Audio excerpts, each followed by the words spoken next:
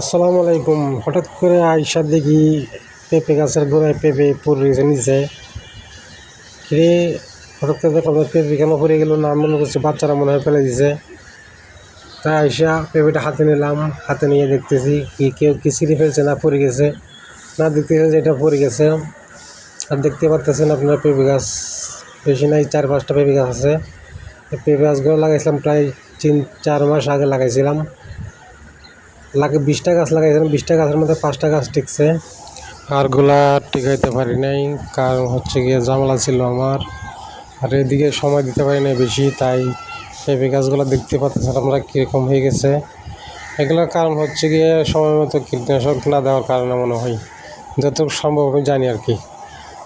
কারণ এগুলো হয়েছে আমার শখের বসে লাগানো, এগুলো কোনো বাণিজ্যিকভাবে না। এমনিতেই একদিন বসেছিলাম, মনে চাচ্ছে যে কয়েকটা পেঁপে গাছ লাগাই। এমনিতে মানুষকে দেখি যে পেঁপে গাছ লাগাই, অনেক পেঁপে ধরে। আমি মনে করলাম যে একটা পেঁপে গাছ লাগাই দেখি কী অবস্থা। তাই এই পেঁপে গাছগুলো লাগানো হয়েছে। আলহামদুলিল্লাহ, পেঁপে গাছ আপনার দোয়ায় অনেক ভালো আছে। সবাই ভালো থাকবেন, সুস্থ থাকবেন। দেখা হচ্ছে অন্য কোনো নতুন কোনো ভিডিওতে।